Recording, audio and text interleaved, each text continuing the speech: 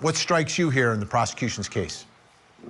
Right. Now, if I was a reporter covering this trial, I would start with that date, November 20th, 2018. That is 2 days before Thanksgiving. And we all know tensions amongst families run really high around the holidays. A lot of crime in between families and self-harm happens during the holidays. This is a story I've covered year after year for almost 2 decades. So I would be wondering, was there some type of betrayal? What was planned for the holidays between these two brothers? They worked together. They obviously spent a lot of personal time together because they lived close.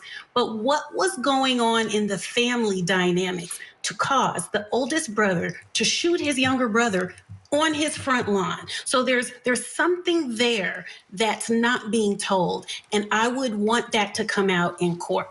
But this is somebody who did a crime of passion, and the passion is love or hate for his brother. And so I would pull out some of the soap opera storytelling in the courtroom, and that's what's going to move the jurors beyond a reasonable doubt.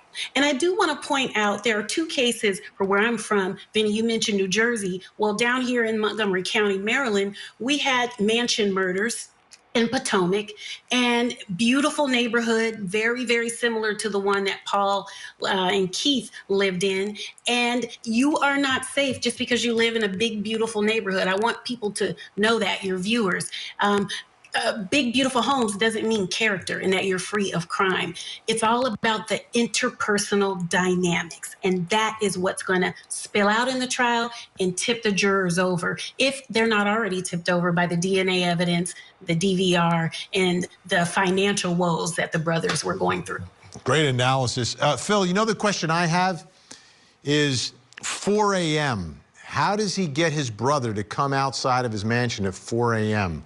Is it a phone call? Is he just ringing the doorbell? Was there any sort of pattern to that? Because that, like, if someone came over to my house at 4 a.m., I don't know if I would come outside because I don't think you could wake me up. But what are your thoughts there about that part of the story? How does he get his brother outside at 4 a.m.?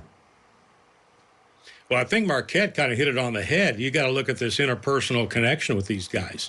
Obviously, there's something going on there. The other thing I'm really curious, Markette, and I'm surprised we haven't seen it or heard about it necessarily. This huge mansion, I would think that he would have some sort of security system. But again, we're going back in time. Like now we take it for granted. Everybody's got a Ring or everyone's got the easy security that ends up on your cell phone.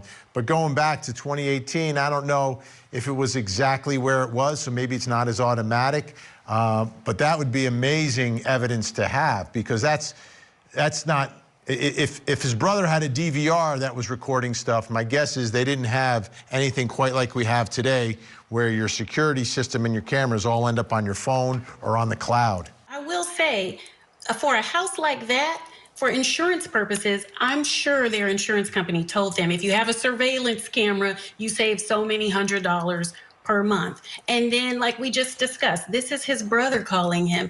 And we've all lived enough life to know what keeps you up at night, right? The risk of losing your home, the risk of losing hundreds of thousands of dollars, and relationship problems.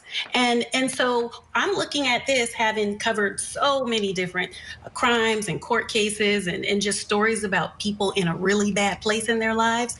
And those are the things that keep people up at night. And what do you do if you're in business with someone and you know you're in trouble and that someone is your brother?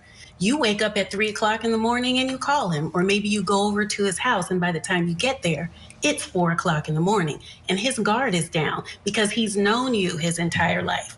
This case is a mess. And my heart goes out to the families, the poor children, the victims. Like, how could anyone do this to those 2 adorable, innocent little children? And then let's think about Paul's surviving family members. Yeah, this guy has really messed up a lot of lives. Yeah, he destroyed 2 families, if he's responsible for this.